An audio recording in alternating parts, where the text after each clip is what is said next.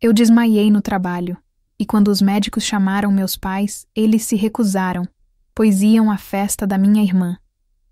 Estou feliz sem o drama de certas pessoas. Minha irmã postou uma foto e me marcou, enquanto eu respirava por aparelhos. Dias depois eles me mandam mensagem: precisamos de você urgente. O zumbido agudo no meu ouvido direito era o único som que conseguia perfurar o nevoeiro de cansaço que me envolvia. Eu estava sentada na cadeira desconfortável do meu cubículo, encarando uma planilha que parecia dançar diante dos meus olhos. Os números não fechavam. De novo. Meu pai havia feito mais uma despesa de campanha, não declarada, e cabia a mim, como sempre, fazer a mágica acontecer. Mover dinheiro de uma conta para outra, reclassificar gastos, esticar meu próprio salário até ele quase rasgar, tudo para que a imagem dele como um político fiscalmente responsável permanecesse intacta. Meu celular vibrou na mesa. O nome, Helena, piscando na tela. Respirei fundo, sentindo uma pontada familiar de exaustão e dever. Oi, Lena. O que foi? Atendi, tentando manter minha voz calma. Do outro lado da linha, a respiração dela era rápida e ofegante, o prelúdio de uma crise. Eu não consigo respirar. Ela sussurrou, a voz embargada pelo choro. A mãe dele acabou de ligar. Ela quer mudar a cor das toalhas de mesa. Ela disse que o tom de marfim que eu escolhi é fúnebre. Fúnebre. Ela acha que meu casamento vai ser um funeral. Fechei os olhos. Toalhas de mesa. Era por isso que o mundo de Helena estava desabando hoje. Enquanto isso, eu tentava esconder um buraco de milhares de reais nas finanças do nosso pai, para que ele pudesse continuar sorrindo em santinhos e prometendo um futuro melhor para a cidade.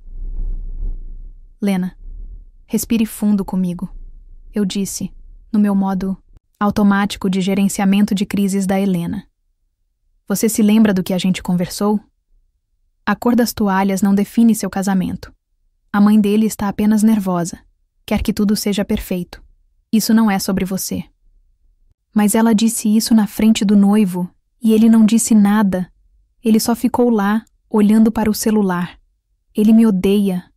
Toda a família dele me odeia. Eu massageei minhas têmporas. Ele não te odeia, Lena. Ele provavelmente estava resolvendo algo do trabalho. Olha, eu vou ligar para a decoradora. Vou dizer que houve uma mudança de planos e que vamos optar por um branco clássico. Ninguém pode errar com branco clássico. Tudo bem? Eu resolvo. Houve um silêncio, seguido por um fungado. Você promete? Eu prometo, respondi, já digitando o número da decoradora com a outra mão.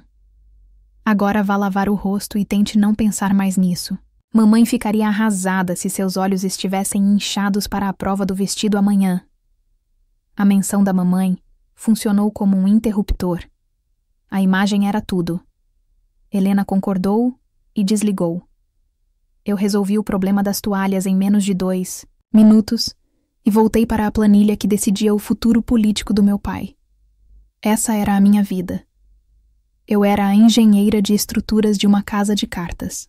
Meu pai era a fachada imponente, um político local cuja popularidade crescia a cada aperto de mão e discurso polido. Discursos que eu passava noites em claro escrevendo, garantindo que ele soasse apaixonado, mas acessível, forte, mas compassivo. Minha mãe era a esposa perfeita, sempre sorridente ao lado dele, com um trabalho de caridade impecável e um guarda-roupa que exalava elegância discreta. Ela era a personificação da graça, um papel que ela desempenhava com a precisão de uma atriz premiada. Helena. Helena era a obra-prima deles, a filha de ouro.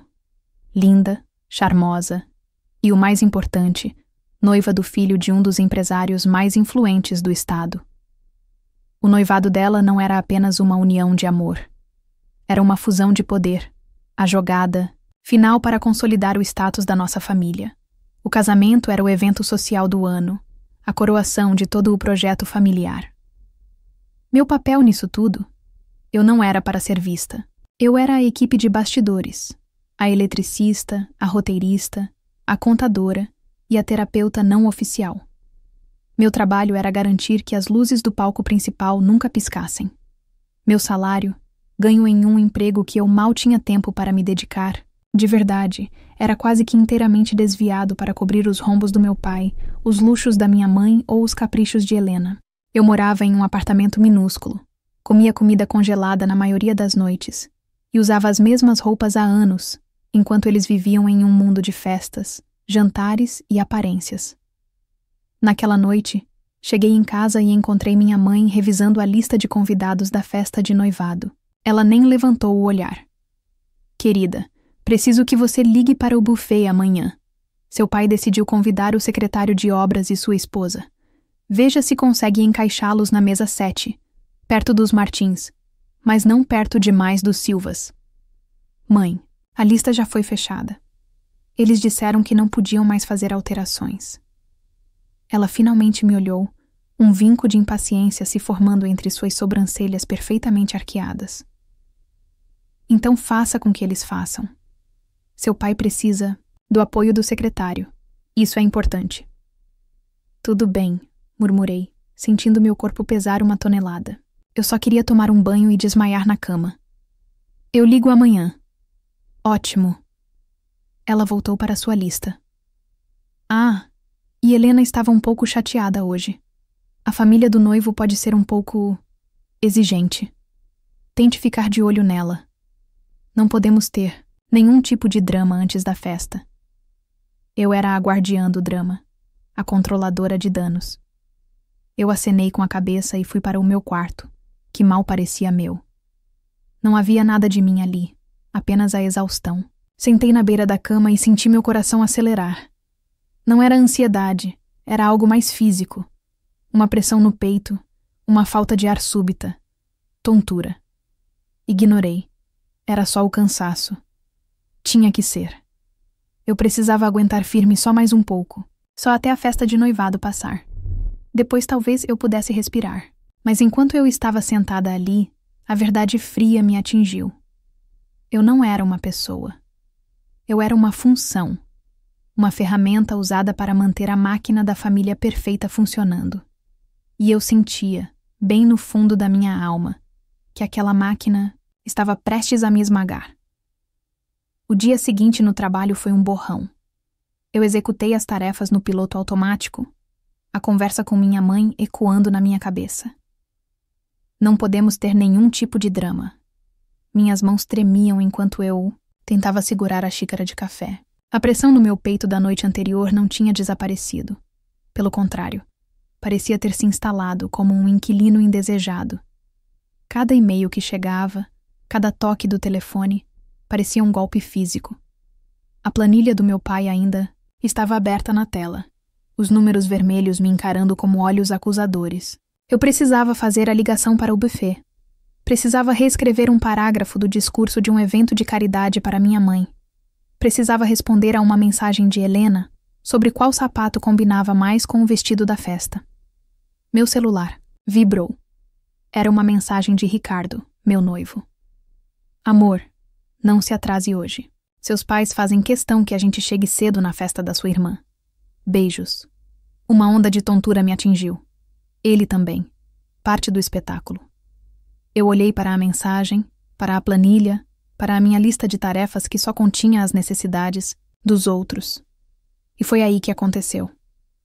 A pressão no meu peito explodiu. O ar de repente ficou denso, impossível de respirar. Meu coração começou a bater descontroladamente, não no meu peito, mas nos meus ouvidos. Um tambor de guerra furioso e ensurdecedor. As luzes do escritório se tornaram estrelas ofuscantes, e o zumbido dos computadores se transformou em um grito agudo. Tentei me levantar, talvez para ir ao banheiro, para tomar um ar, mas minhas pernas não obedeceram. Minhas mãos deslizaram do teclado para a mesa, e a última coisa que vi antes de tudo ficar escuro foi o rosto preocupado de uma colega de trabalho se aproximando. Acordei com o cheiro de antisséptico e o som rítmico de um bip.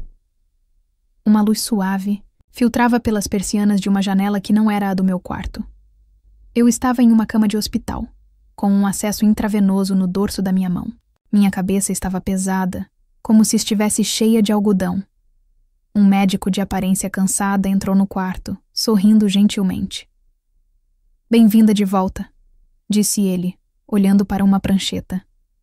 "Você nos deu um belo susto. Teve uma crise de pânico severa, exaustão aguda. Seu corpo basicamente puxou o freio de emergência. Demos um sedativo para te ajudar a descansar.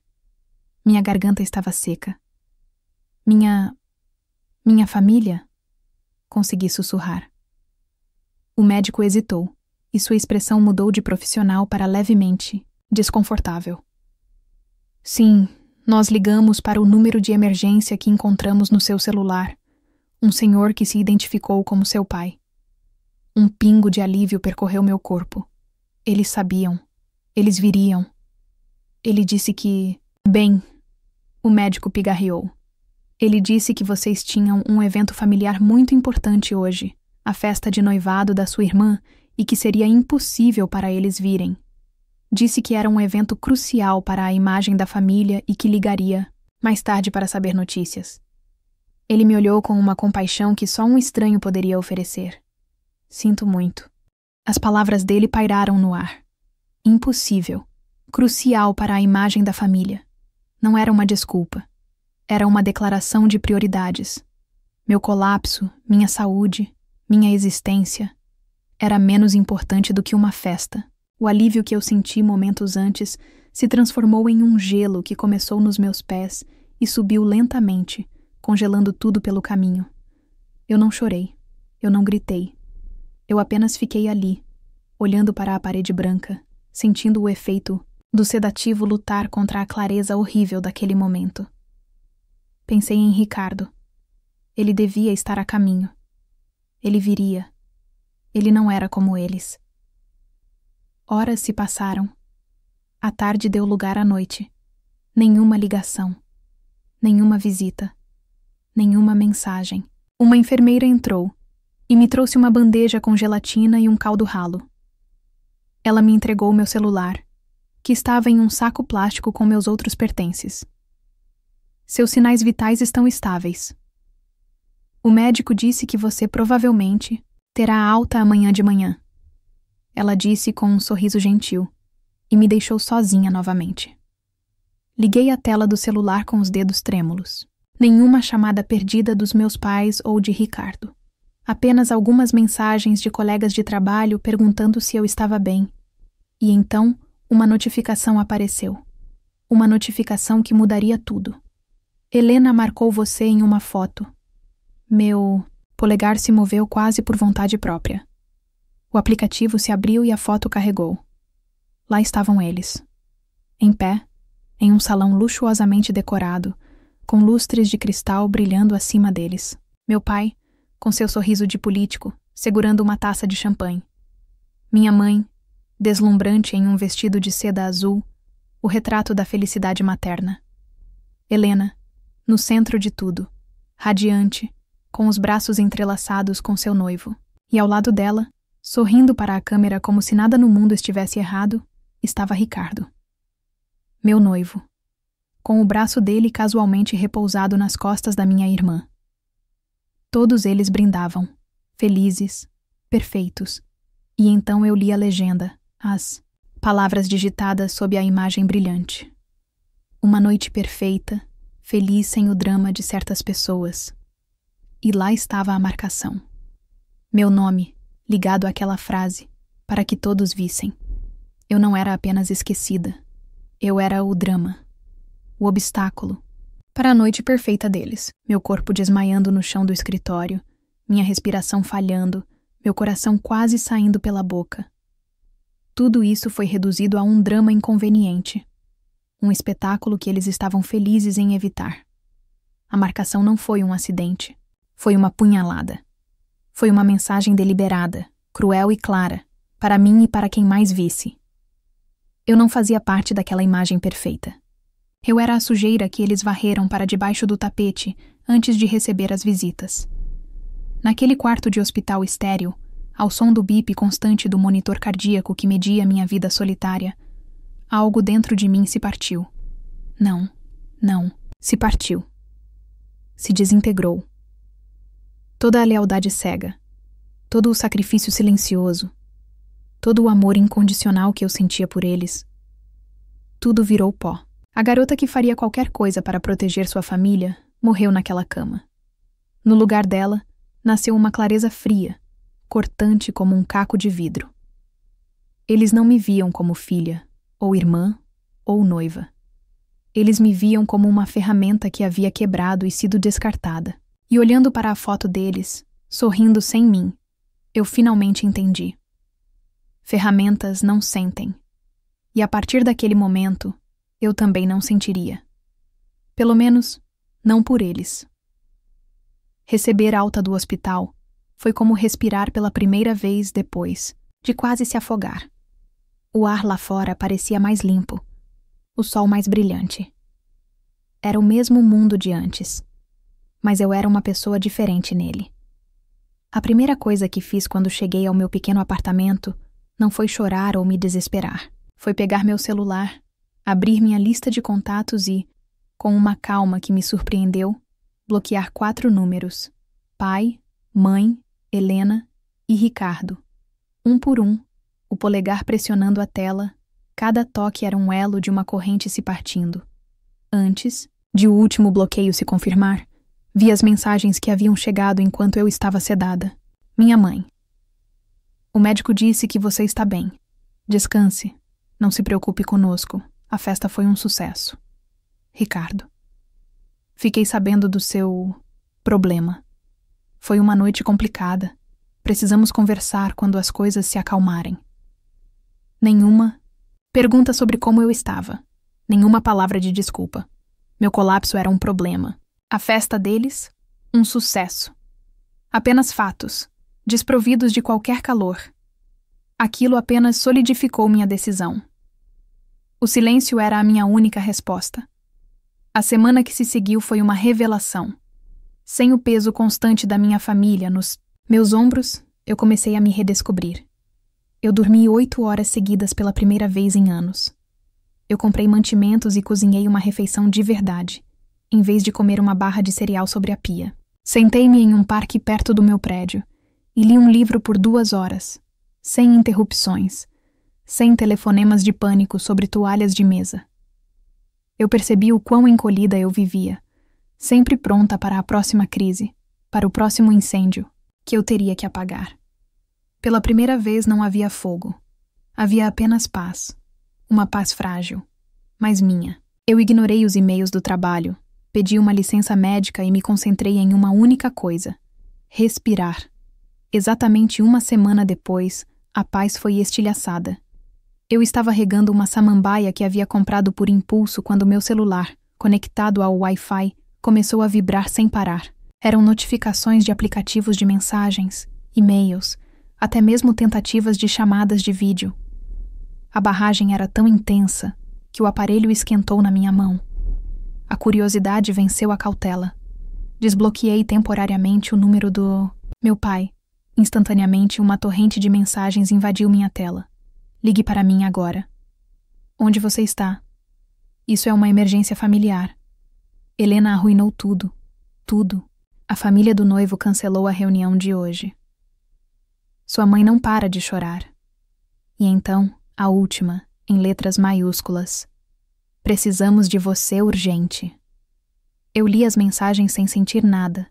Nenhuma pontada de ansiedade. Nenhum senso de dever. Era como ler a sinopse de um filme de drama que eu não tinha interesse em assistir. Coloquei o celular no balcão e terminei de regar minha planta. Apenas horas depois, quando a noite caiu, outro número desconhecido me ligou. Eu atendi. Graças. Adeus! A voz histérica da minha mãe gritou do outro lado. Por que você não atende nossas ligações? Você tem ideia do que aconteceu? Eu permaneci em silêncio. Foi Helena. Ela continuou, sem precisar de incentivo. Estávamos em uma reunião de planejamento na casa da família dele. A mãe dele fez um comentário, algo sobre a importância da discrição e de manter os problemas familiares em privado. E sua irmã, ela surtou. Ela simplesmente explodiu na frente de todos. Minha mãe fez uma pausa para respirar. Um soluço escapando. Ela começou a gritar. Gritou que estava cansada de fingir, que nossa família era uma farsa. Contou sobre a pressão que colocamos nela, sobre as crises de ansiedade que ela tem e que você sempre resolvia. Ela disse que o noivado era só um negócio para o papai. Ela expôs tudo.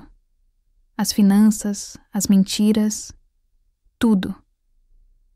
Eu podia visualizar a cena perfeitamente. A sala de estar impecável da família do noivo, o chá servido em xícaras de porcelana e Helena, a filha de ouro, finalmente quebrando seu molde dourado e revelando o caos que havia por baixo. O caos que eu passara a vida inteira contendo. Eles ficaram horrorizados. Minha mãe choramingou. O noivado foi suspenso. Eles querem repensar a união. A carreira do seu pai, nossa reputação, está tudo por um fio. Ele precisa que você conserte isso. E ali estava. A verdade nua e crua. Naquele momento, a ficha final, a mais importante, de todas, caiu. Eles não me ligavam porque sentiam minha falta. Não me queriam porque estavam arrependidos. Eles não precisavam do meu dinheiro ou da minha assinatura em um documento. Eles precisavam da minha habilidade. Precisavam da pessoa que sabia exatamente o que dizer para acalmar Helena. Precisavam da estrategista que sabia como torcer uma narrativa, como suavizar uma crise, como fazer uma mentira parecer uma verdade plausível. Eles precisavam da minha capacidade de manipulação e controle, as mesmas qualidades que me esgotaram até eu desmaiar.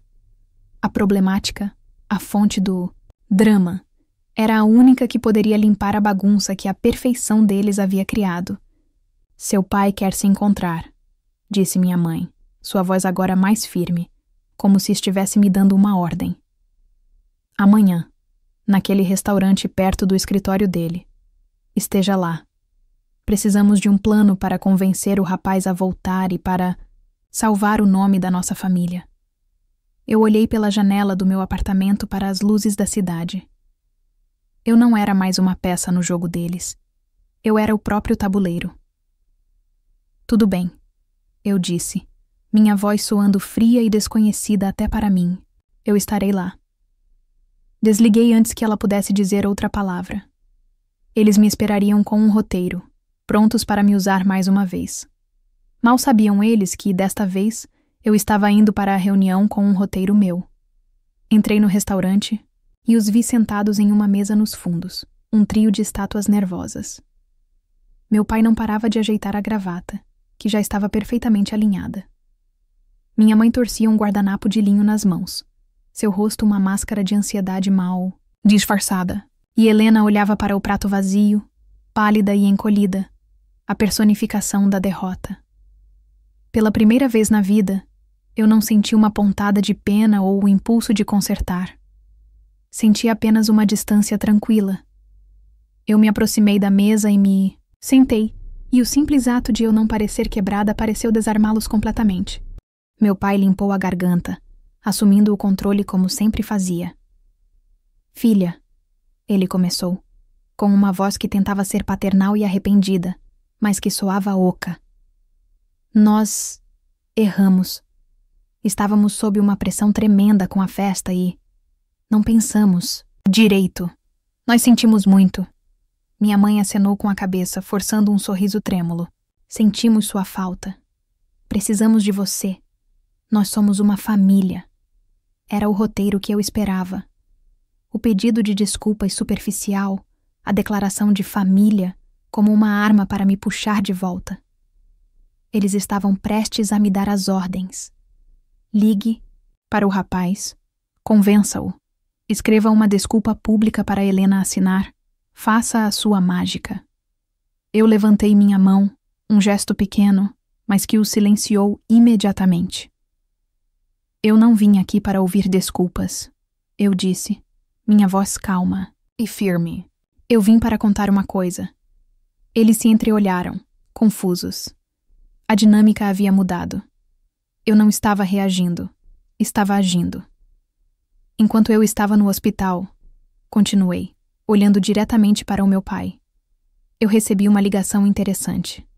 De um jornalista de um dos maiores jornais do estado. Parece que minha ausência na grande festa de noivado da minha irmã foi notada. Ele achou curioso. A filha problema, que nunca aparece, convenientemente some no evento mais importante da família exemplar da cidade. O rosto do meu pai perdeu toda a cor. O controle da narrativa era a coisa mais importante em seu universo. A ideia de um jornalista bisbilhotando era seu pior pesadelo. Ele queria fazer uma matéria, expliquei, saboreando a ironia. Um perfil, sobre como vocês são uma família modelo. Como meu pai, o político em ascensão, e minha mãe, a filantropa, criaram 2 filhas de tanto sucesso. Ele está muito ansioso para falar comigo, para saber os segredos do nosso sucesso. Minha mãe ofegou. Helena finalmente levantou a cabeça, seus olhos arregalados de pânico. Eu não vou mentir por vocês, afirmei, deixando as palavras pairarem no ar. Acabou. Mas eu também não vou destruir vocês. Vou dar a vocês uma escolha. Inclinei-me para a frente, minha voz baixa, mas cada palavra carregada de peso. O jornalista está esperando meu retorno. Vocês têm 24 horas. Vão redigir e emitir uma nota pública. Não para a família do noivo, mas para a imprensa.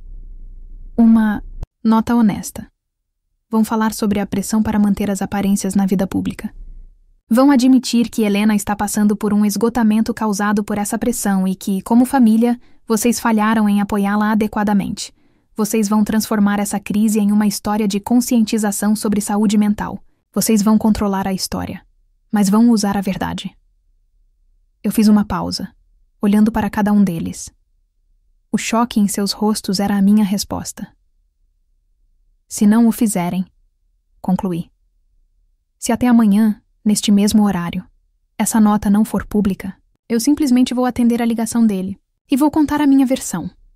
A versão sobre o hospital, a legenda da foto, o dinheiro, os discursos, a versão completa. Eu não vou gritar, nem fazer acusações. Apenas vou contar os fatos. A escolha é de vocês. Querem ser a família que corajosamente admitiu seus erros ou a família cuja farsa foi exposta por sua própria filha? Levantei-me da cadeira. O poder dele sobre mim sempre esteve na minha disposição de guardar seus segredos, de manter o teatro funcionando. Ao me recusar a fazer isso, eu não estava jogando o jogo deles. Eu estava derrubando o tabuleiro. Eu não quero seu dinheiro. Não quero suas desculpas. Eu quero minha paz. Eu disse, mais para mim mesma do que para eles. Virei-me e saí do restaurante, sem olhar para trás. Eu não sabia o que eles fariam, e pela primeira vez, eu genuinamente não me importava. Minha superação não estava em vê-los arruinados ou implorando por perdão.